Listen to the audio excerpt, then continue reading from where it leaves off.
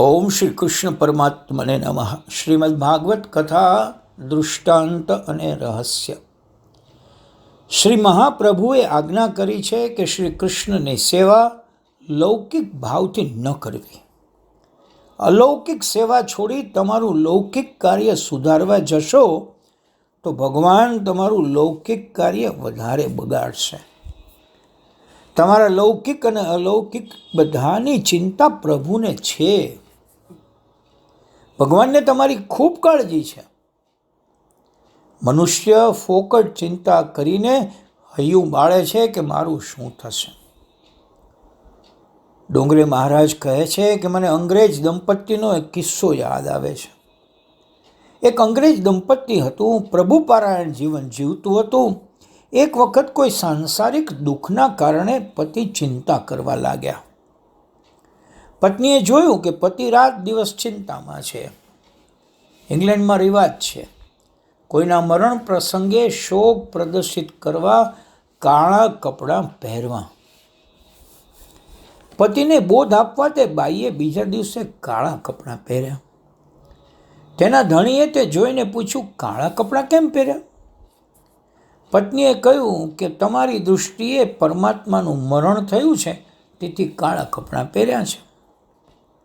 તે પુરુષે કહ્યું, અરે કેવી ગાંડી વાત કરે છે, પરમાત્મા તે કંઈ મરતા હશે? તે ભાઈએ કહ્યું, તો પછી તમે શાની ચિંતા કરો છો? ચિંતા કરવાવાળો તે બેઠો છે. પુરુષ શરમાયો, ચિંતા કરવાનું છોડી દીધું. હું સમર્થનો છું અને મારો ધણી સમર્થ છે એમ માની નિશ્ચિંત બનીને ભગવાનનું ચિંતન કરવું તે આપણું કામ છે. ભાગવત સેવા સ્મરણ કરતાં ઘરમાં કંઈક નુકસાન થાય તો થવા દેવું. તન ઠાકોરજી પાસે અને મન રસોડામાં એને સેવા ન કહેવાય. અલૌકિક ભગવત સેવા સ્મરણ મૂકીને લૌકિક કામ સુધારવા જઈએ તો આપણું લૌકિક કામ પણ વધારે બગડે. એ બતાવવા શ્રી કૃષ્ણે દહીંની ગોળી ફોડી, એટલે કે વિષયાસક્તિ રૂપી ગોળી ફોડી.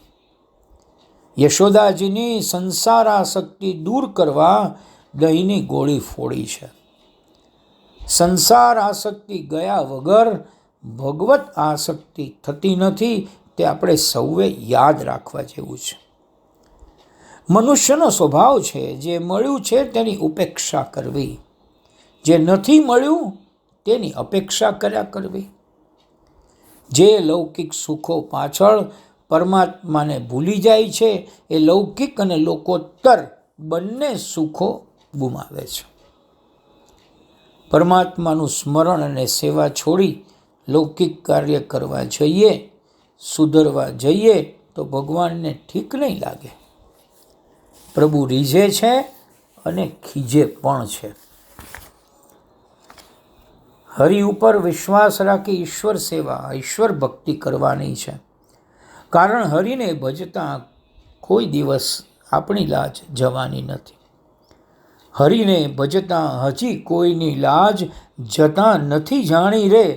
જેની સુરતા સાંભળ્યા સાત, વદે વેદ વાણી રે.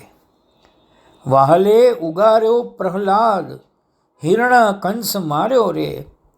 વિભીષણને આપ્યું રાજ, રાવણ સંહાર્યો રે. વાલે નરસિંહ મહેતાને હાર, હાથોરાત આપ્યો રે. ધ્રુવને આપ્યું અવિચળ રાજ, પોતાનો કરી થાપ્યો રે.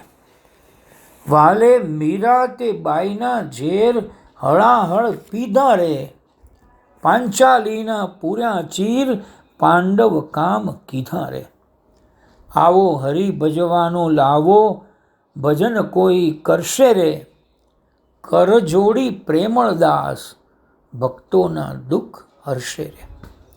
સંસારમાંથી આસક્તિ ન જાય ત્યાં સુધી ભગવત ભક્તિ સિદ્ધ થતી નથી. વિષયાસક્તિનો નાશ ન થાય ત્યાં સુધી ભગવદાસક્તિ થતી નથી. સંસારના વિષયો પ્રત્યે અરુચિ આવે ત્યારે ઈશ્વર પ્રત્યે રુચિ આવે. સમુદ્રનો કાયદો છે, પૂર્વમાં ભરતી હોય તો પશ્ચિમમાં ઓટ હોય.